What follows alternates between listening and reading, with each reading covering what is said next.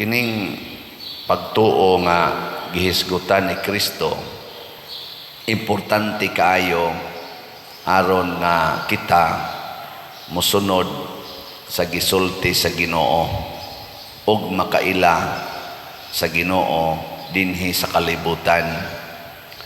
Diri sa unang pagbasa, ang mga tao wala na motuo sa Ginoo, naghimo sila ilang kaugalingong simbolo sa ilang paglaom o kaluwasan kadtong baka nga hinimo sa mga bulawan, nahimo tong tuo-tuo or idolatry. Munang suko kay Ginoo kay mi kuan man to, mi tabon sa tinuod nga pagtuo. Unsa may kalainan sa idolatry o sa imahin nga bungas pagtuo, kay bawo ba mo? Wa mo kay bawo? Mura mamog mga patay. Ang kalainan kay ang idolatry atong gihimo nga ang larawan mao ang Ginoo. Ang larawan ba? Kana nga maong larawan.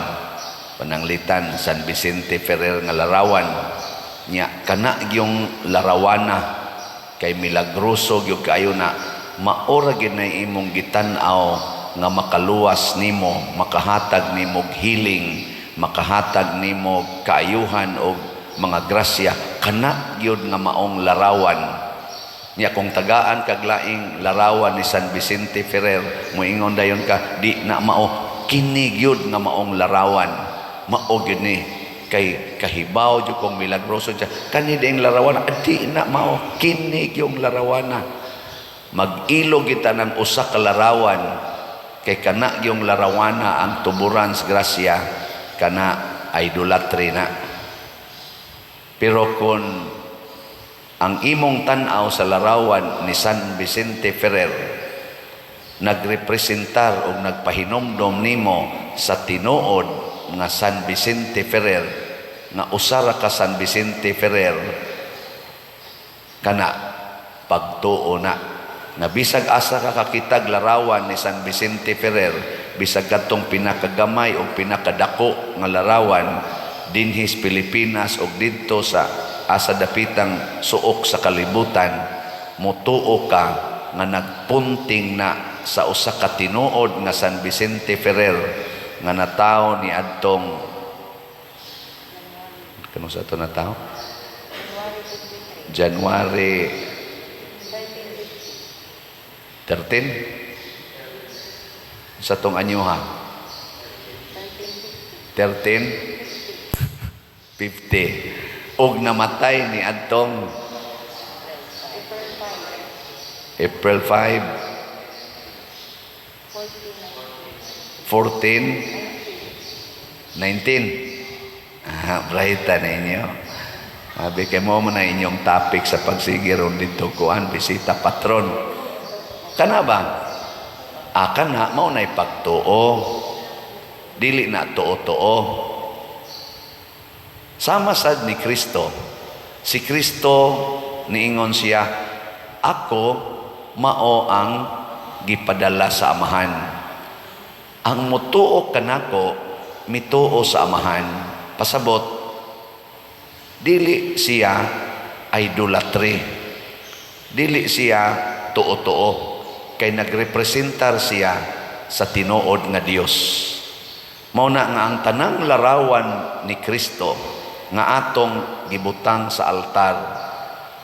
Unya inigtan-aw nato anang maong larawan, ma divine mercy man, ma santo entierro, crucifix, ug unsa man nga larawan ni Kristo.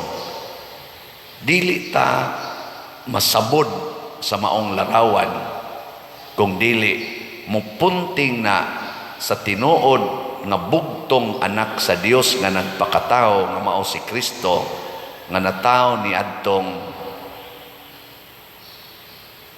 kano sa Hala, mo kay ba? December 25, year 1. Og namatay ni Adtong wala ta kay ba? Biyernes Santo, year 33. Kana.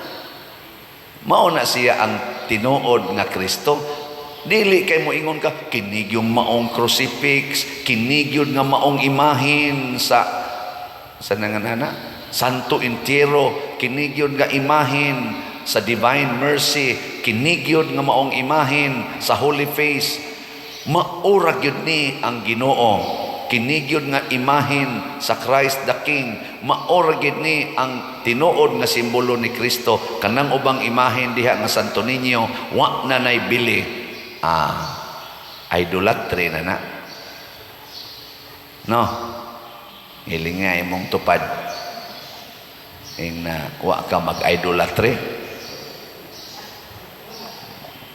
Sige. Inara bagi uban din magpa-blessing. Panas na kaignaong, karaan na kaignaong ang iyang imahin. Ako, unsa man siya, blessingi lang pader kay sus karaan kay ni pader milagroso biya kay ni pader dadon gid nako bisag asa ko kay kun niya lang ni nako pader pasar ko board exam naka-abroad ko pader pag abot ako dito pader nakaksuday kong trabaho nindot kay akong trabaho muna ako gini panggawd kadaghan ako kiluwas ani pader sa kananaang kuan kanang mga disgrasya nako ato nang kwaon bi ako na ayaw lang pader kay ako magining partner. Idolatry na. No? Ang ikaduhang kalainan sa idolatry nga pagtuo o sa tinuod nga pagtuo kini ang mga idolatries maguulta maratolta kon kuhaon gikan kanato kanabang ug kuhaon na gikan nimo ang maong butang or maong imahin or maong basahon maratol ka murag dili na ka secured mahadlok na ka kung kuhaon na siya imong kwintas nga skapularyo kuhaon gikan nimo maguol na ka kay murag din aka maluwas kana idolatry na. Pero unsa may kaliayan sa pagtuo nga bisag kuhaon pa na tanan nga mga butang, mga imahin, mga basahon, mga simbolo, in short tanang sacramentals kuhaon gikan nimo dili makapabag-o sa imong pagsalig o pagtuo, relax ra ka.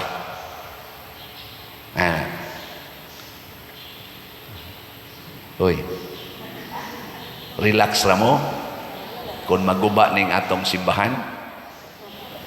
Relax ra mo kung masunog inyong balay. Di mo relax. Idolatry na sa inyong balay.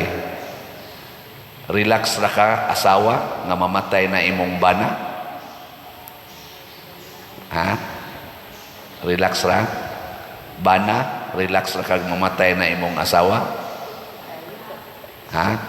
Dugay na pa din, dugay na kong relax. Wa kay idolatry. Kamong mga anak, relax ra mong mamatay na inyong parents. Mga parents, relax ra mo o mamatay na inyong anak.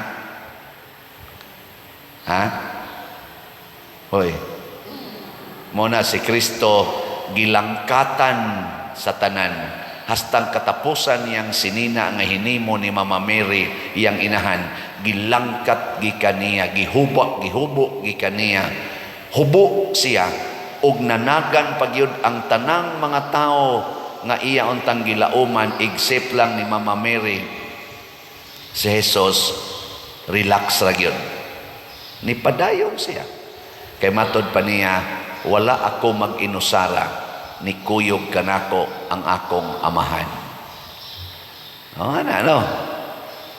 Kaya bang kuwaon na nimo ang tanan, moingon ra gyapon ka, ang akong pagtuo dias akong kasing-kasing, wa aning mga butang o mga tao sa akong kinabuhi. Matud pa ni Kristo diri sa atong ebanghelyo, wa ko magkinahanglag mga tao nga mosaksi para nako, mulaban nako. Ang akong mga buhat nga sinugo sa akong amahan maoy nagsaksi para nako. Kana may nana ba mo na pagtuo nga gisugo tas amahan nga kining atong pagsimba karon dinhi pagtuman ni sa sugo sa amahan, dili ni pag-secured sa atong kaugalingon aron wa tay dimalas. Simba gyud aron di ka madimalas. Birthday maron nimo, simba aron taas pang imong kinabuhi. Tuo-tuo na ngano man dili nimo birthday di ka mo simba? Ha? Uy, lain gud ang imong pagsimba pang birthday lang. Bunyag ros imong apo, simba dito. Ikaw sige lang yung kang sugal, simba dito. Lubong ron sa imong mama, simba dito. Kay ngilad nang di ka mo simba, kay lubong ra baron. Kunya di guay ilubong, di ka mo simba. Namo na mahimo na lang tang kibiil, kasal, bunyag, lubong, una ta mo suod simbahan. Mituo ta, na kining atong pagsimba, sugo nis Ginoo, relasyon ni natos Ginoo, na bisan pag mawagtang ning simbahan, adto ta simba San Vicente Liloan kay nindot kay sila lingkuranan da. Mahito dito kay Padersiano to mo misa, ay sus pwede ra gyud mamatay ni Padersiano karong taon-taon. Padayon mo sa inyong pagsimba dinhi sa San Vicente Ferrer Liloan. Kung ni amo dinhi, hasta sad mo mga online parishioners. Ang kuyaw kung moingon mo mamalitag slat kay Padersiano mo'y namaligya, ay bisan pag mamatay na ning gabaligya karon pamalit mong slats para sa kaayuhan sa simbahan. Kay mao man ay sugo sa Ginoo, di man as Padersiano ra. Karon nga buhi pa ko, mamaligya gyud ko ninyo og slat. Pila na may hali nato. Kamura ba sa di kay mo mupalit, murag naanad dasan mo nako sig baligya, bungol na sad kay mo tanan. Pero at least naagya po ni palit. Ang atong SBF dag hinay-hinay lag increase, niabot nag 15,068 slots ang atong halin, na apay 44,932 slots nga available, tag 500 pesos per slot. Kinibay atong gilauman nga makaluwas, dili. Kung dili ang gipahinungdan nato sa pagpalit og slot nga mao ang Ginoo mismo, pinaagis atong mga pagpaambit sa atong grasya nganhi sa simbahan, ang Ginoo mo'y muluwas nato, dili ang slot. Matud pa ni Kristo, ang akong mga buhat sa pagkamanggihatagon. So pamalit na mo, hilingi ay mong tupad na kay 500 diha, na kay 500. Pangutana ba, di ba bakakon? Na kay 500, mo yung gani, wa, bakakon na. Pero wa, yun, tinuod sa siguro na. Na kay 500, karon, ipalit dayo nag-SBF dang. Ang ato sang Divine Cleansing, Healing and Strength, or DCHS, special slot nato para sa atong Lenten, Holy Week o Fiesta na selebrasyon dinis atong parokya, na nasa tayhalin nga 6,628 ka slots, naapay 23,372 slots nga available, tag 200 pesos per slot. Ato ning paspasan kay usa na lang kabuan ang atong pagpamaligya niini, og mopalit lang gitagtag sa kaslat ani 23,000 naman lang ni, unya 185,000 naman ang atong subscriber, o kining 185,000 mopalit ni 200 tag sa kaslat, karong 1 hour after aning misaha, hurot na ni, sobra pa, no? Lain na sang lingi si mong tupad na kay 200 ya, na kay 200, wa man kay 500, na kay 200, ipalit dayon na. Nga nasa ni siya 22 slot challenge nga tag 4,400 nakadawat na tag 128 ka 22 slot challenge. Nya nga to sang DSAP kaning investment slot para ni sa atong Kulumbari o sa uban pa natong proyekto dinhi na nasa tayo nadawat nga additional 1 ka slot as of yesterday. Nya niabot ng atong halin og 182 slots sa DSAP tag 500,000 pesos with 25% interest per annum. Atong pakpakan ang tanang namalit ni ini. Praise the Lord. Makaluwas ba ni nato kining maong mga slots o kining maong mga projects? Di ni makaluwas, pero kay buhat man ni sa Dios, buhat man ni sa mga anak sa Dios, matud pa ni Kristo, ang akong mga buhat mao gyud tinuod nga magsaksi kanako. Dili ang mga larawan or mga tao nga ni apalibot kanako, kung dili ang akong mga buhat og ang maong mga butang og mga tao sa palibot ni Hesus. Dili na mo buhat sa amahan kana wa nanay kapuslanan, idolatry.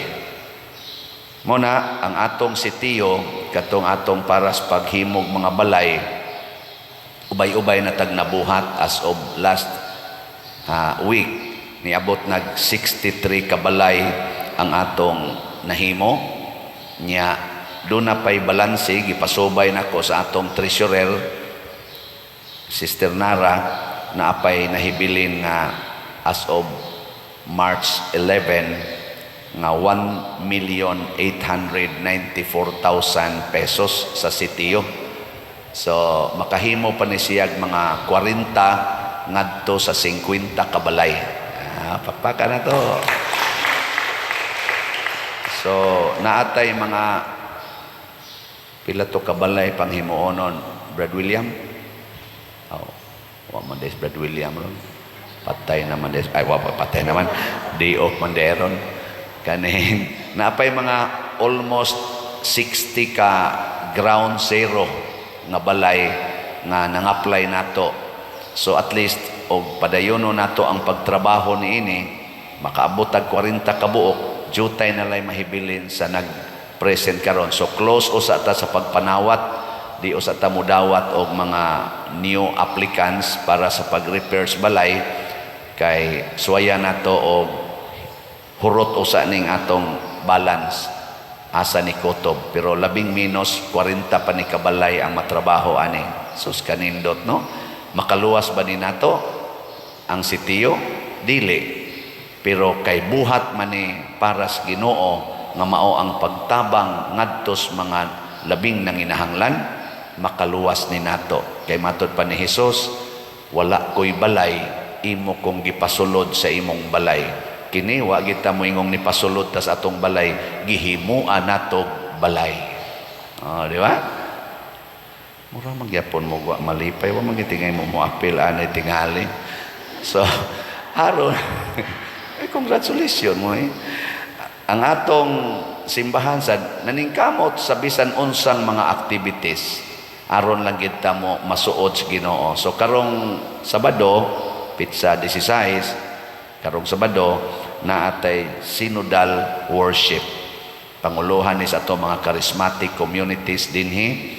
Unya magsugod ni karong alas 7:30 gabi karong Sabado, March 16. Hinaut unta nga maangaritang tanan kamong gusto nga moapil ni ining synodal worship, praise and worship nya na sa tay catechesis.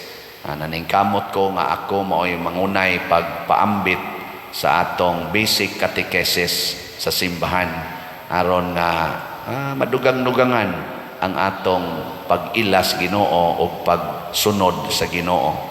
Dili pulos man ta mga makasasala, pulos man ta dili perpekto, apan pulos sa ta sakramento or representative sa buhing Dios dinhis kalibutan.